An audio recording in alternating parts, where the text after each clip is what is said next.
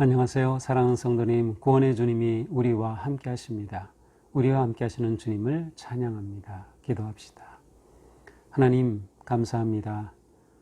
오늘도 저희들에게 새날을 열어주시고 또 주님의 귀한 말씀으로 저희들을 초청하여 주시니 감사합니다. 오늘도 주님의 말씀을 통하여 하나님의 뜻을 깨닫고 또 우리의 구원받은 이 믿음의 삶의 가치를 생각하며 또 오늘도 저희가 살아나가야 할 삶의 방향과 또 목적을 다시금 생각할 수 있도록 인도하여 주시옵소서. 말씀을 통하여 하나님의 거룩하신 뜻을 보게 하시고 기쁨으로 또 믿음으로 순종할 수 있도록 함께하여 주시옵소서. 예수님 이름으로 기도합니다. 아멘. 네, 오늘 말씀은 갈라디아서 1장 11절에서 마지막 24절까지입니다.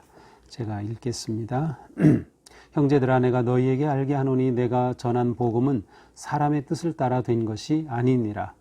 이는 내가 사람에게서 받은 것도 아니요 배운 것도 아니요 오직 예수 그리스도의 계시로 말미암은 것이라. 내가 이전에 유대교에 있을 때에 행한 일을 너희가 들었거니와 하나님의 교회를 심히 박해하여 멸하고 내가 내 동족 중 여러 연갑자보다 유대교를 지나치게 믿어 내 조상의 전통에 대하여 더욱 열심히 있었으나 그러나 내 어머니의 태로부터 나를 택정하시고 그의 은혜로 나를 부르시니가 그의 아들을 이방에 전하기 위하여 그를 내 속에 나타내시기를 기뻐하셨을 때에 내가 곧 혈육과 의논하지 아니하고 나보다 먼저 사도된 자들을 만나려고 예루살렘으로 가지 아니하고 사마리아로 갔다가 다시 다메섹으로 돌아갔노라. 그 후 3년 만에 내가 게바를 방문하려고 예루살렘에 올라가서 그와 함께 15일을 머무는 동안 주의 형제 야고보 외에 다른 사도들을 보지 못하였노라. 보라, 내가 너에게 쓰는 것은 하나님 앞에서 거짓말이 아니로다. 그 후에 내가 수리아와 길리기아 지방에 이르렀으나 그리스도 안에 있는 유대의 교회들이 나를 얼굴로는 알지 못하고 다만 우리를 박해하던 자가 전에 멸하려던 그 믿음을 지금 전한다함을 듣고 나로 말미암아 하나님께 영광을 돌리니라. 아멘. 자, 어제는 이제 바울이 자신은 하나님께서 세우신 천례의 사도다라고 하는 그러한 사도적인 권위를 가지고 갈라디아 지역의 교회들에게, 성도들에게 간절한 마음으로 다른 복음은 있어서는 안 된다라고 하는 것을, 다른 복음은 없다는 것을 분명하게 선포하였습니다. 이제 오늘 본문에서는 사도 바울이 이러한 자신이 어떻게 사도가 되었는지를 소개하고 있습니다. 자신이 누구인지를 소개함으로 자신에 대한 신뢰를 얻고 또 자신이 전하는 이 말씀이 무게 있게 권위 있는 말씀으로 들려지기를 기대했던 것 같습니다. 11절입니다. 형제들아, 내가 너희에게 알게 하노니 내가 전한 복음은 사람의 뜻을 따라 된 것이 아니니라. 자, 너희에게 알게 하노니 내가 전한 것, 곧 예수 그리스도의 그 복음이죠. 그 복음은 사람의 뜻을 따라 된 것이 아니다. 다시 말하면 그것은 어떤 사람에게 인간적인 가르침을 받은 것도 아니고 어떤 교육을 받아서 내가 그 복음을 깨닫고 그 복음을 알아서 전한 게 아니라는 겁니다. 배운 것도 아니라 이제 12절에 보니까 오직 예수 그리스도의 계시로 말미암은 것이다. 자신이 전한 복음은 오직 예수 그리스도의 계시로 말미암은 것이다.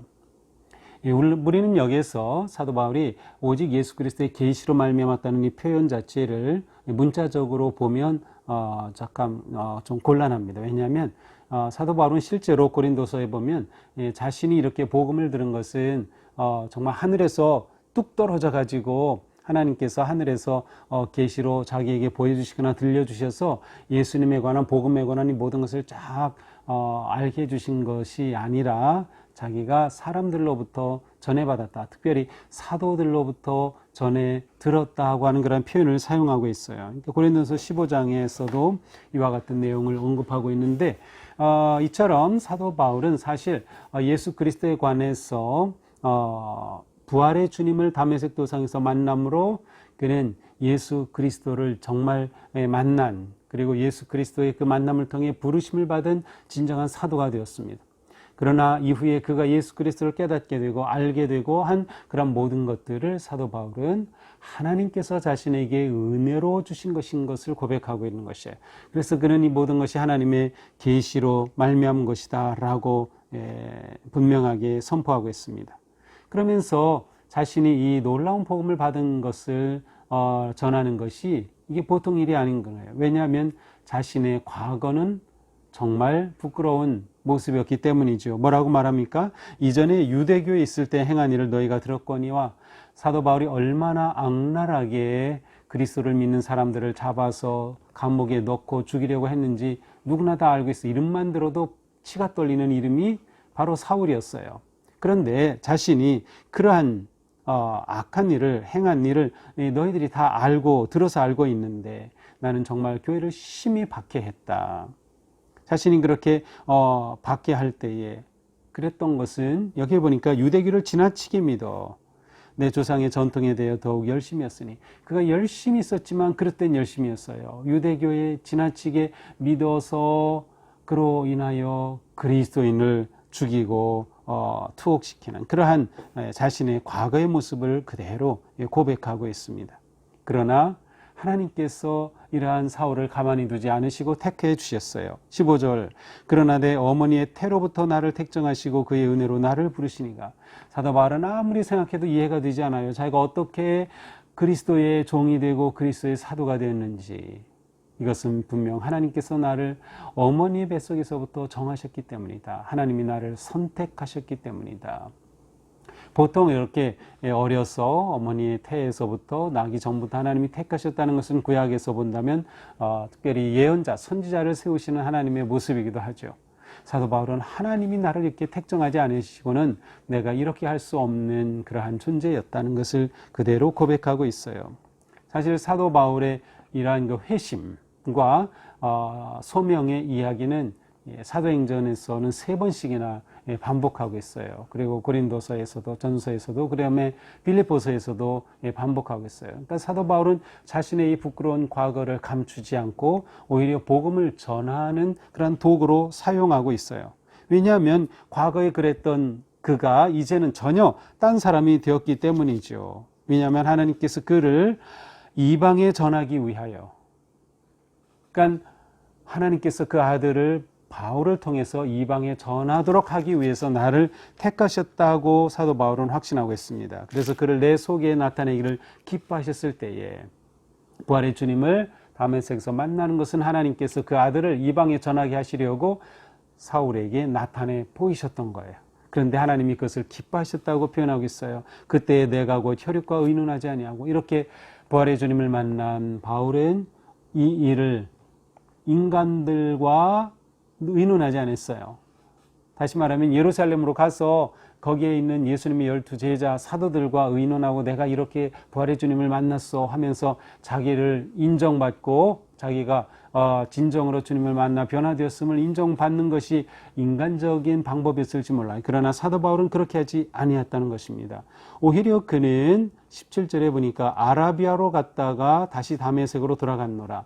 자, 회심한 사도 바울이 아라비아로 갔습니다. 아라비아로 가서 그곳에서 3년간 보냅니다. 18절에 그 후 3년 만에라고 되어 있는데, 이 3년 만에를 아라비아 지역에서 보낸 3년으로 보는 것이 가장 일반적이고 또 타당합니다. 여기서 아라비아라고 하는 것은 우리가 지금 생각하는 게 아라비아 반도가 아니고요. 바로 팔레스타인 바로 옆에 붙어 있었던 나바티안 왕국입니다. 이 나바티안 왕국은 비유대인 왕국으로 가장 접근해 있는 나라였어요.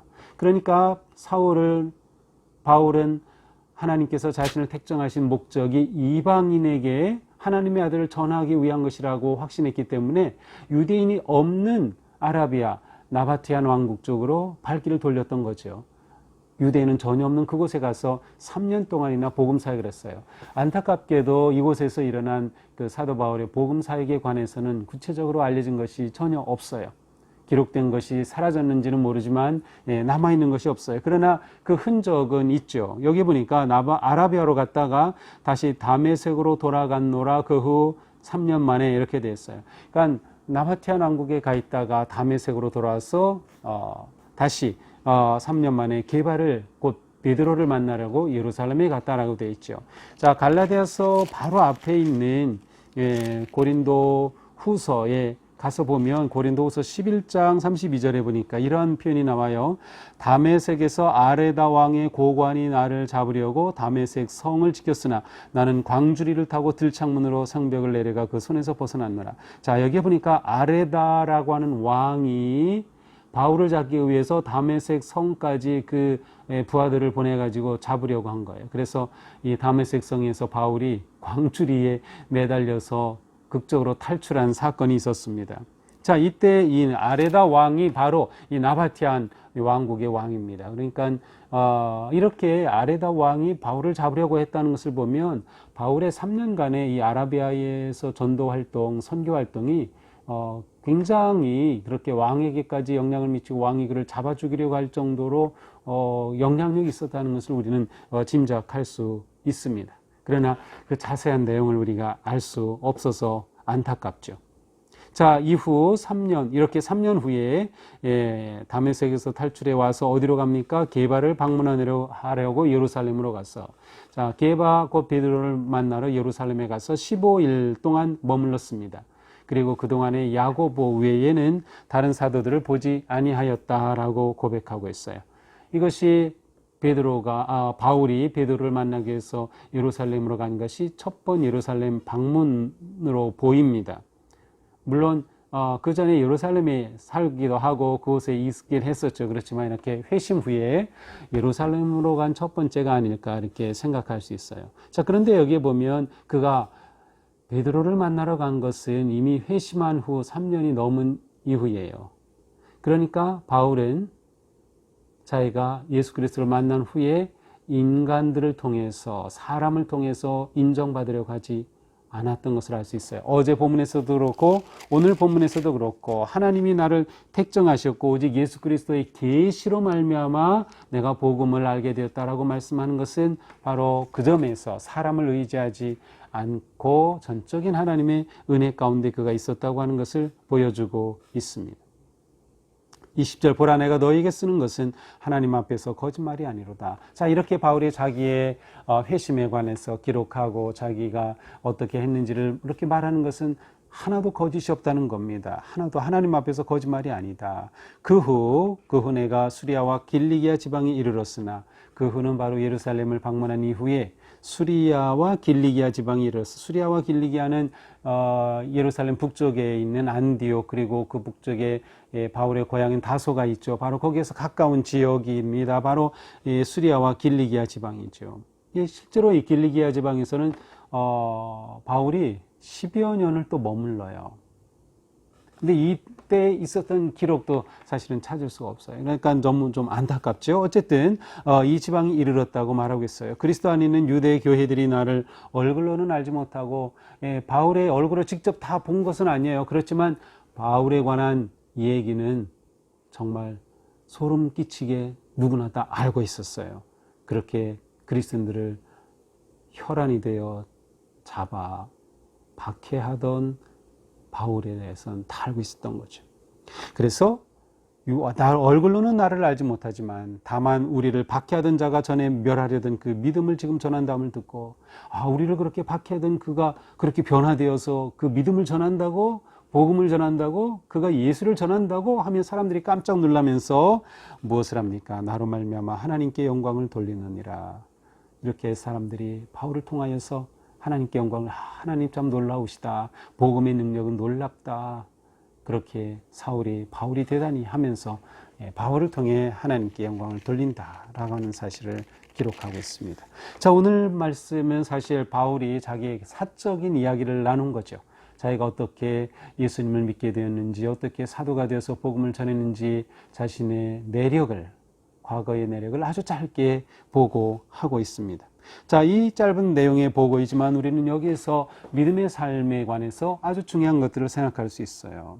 무엇보다도 우리는 선택받은 삶을 사는 것이다. 내가 하나님의 자녀가 된 이것은 내 힘으로 된 것이 아니고 사람의 힘으로 된 것이 아니라 오직 하나님의 은혜로 되었다.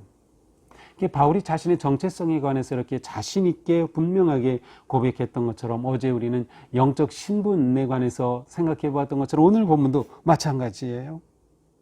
나는 하나님의 선택받은 특별한 존재다. 우리는 다 각자 하나님 앞에 가장 소중한 존재입니다. 우리는 너무도 소중한 존재예요. 내가 그렇게 소중함을 내가 믿고 받아들인다면 다른 성도도 또한 그렇게 소중함을 인정하게 되겠죠. 그렇게 서로 소중함을 인정한다면 우리는 그리스도 안에서 정말 아름다운 사랑과 믿음의 교제를 나누면서 하나님이 우리를 부르신 그 소명을 향해 나아갈 수 있을 것입니다. 자, 다음으로 우리는 계속해서 하나님을 알아가는 삶을 살아야 한다. 다시 말하면 성장하고 성숙해 가야 한다. 바울은 그가 변화된 것으로 끝난 것이 아니었어요. 그는 변화되자 그 복음을 전하러 아라비아로 가서 3년을 보냈고 그 후에 길리아가에 10년을 보낼 정도로 그는 복음에 대해서 계속해서 깊어져 갔어요. 그리고 예루살렘으로 찾아가 사도들을 만나면서 예수 그리스도에 관한 보다 더 구체적이고 또 놀라운 말씀들을 전해 들을 수가 있었던 것이죠. 이 모든 것이 바울에게는 하나님의 계시로 다가왔음을 알 수 있어요. 그렇습니다. 우리도 하나님을 알아가는 삶에 계속해서 성장해야 합니다. 자, 바울은 자신의 변화된 모습을 자신 있게 고백하죠. 바울은 자신의 변화된 모습의 간증을 복음 전파의 기회로 삼았습니다. 우리에게도 이것이 필요하죠. 그러려면 우리도 변화된 모습이 있어야 한다. 보통 이전과 이후, before and after라고 하는 거 있죠. 예전에는 이런 사람이었는데 이렇게 운동하고 이렇게 하니까 이렇게 아주 날씬해졌습니다. 예전 사진, 또 지금의 사진, 예전의 모습 before 그리고 지금 after의 모습을 보여주는 그런 광고도 많이 있어요. 우리의 삶이 바로 그렇습니다. 내가 예수 그리스도를 만나기 전 내 나와 예수 그리스도를 만난 이후에 내가 얼마나 변화되고 달라진 모습인가를 우리는 진지하게 생각해 봐야 합니다. 특별히 코로나를 지나면서 코로나 이전에 내가 코로나를 지나면서 어떻게 성숙했는지 그 모습이 그려집니까? 우리는 그렇게 변화된 모습을 통해서 바울처럼 마침내 복음을 전할 수 있게 되는 것이죠. 우리의 삶이 변화된 삶이 곧 전도지입니다. 우리의 변화된 모습이 희망입니다. 먼저 가까운 가족에게, 이웃에게, 직장 동료에게, 친구에게 우리의 모습이 변화되고 성숙해진 모습을 조금이라도 보여줄 수 있다면 우리는 제대로 가는 중이다. 믿음의 길을 제대로 걷는 것이죠. 이렇게 하여 우리는 하나님께 영광을 돌리게 됩니다. 사도 바울은 그를 통하여 사람들이 하나님께 영광을 돌린다 하고 고백한 것처럼 우리도 역시 하나님께 영광을 돌리는 자연스러운 믿음의 열매를 거두게 될 것입니다. 우리는 너무도 소중한 존재입니다.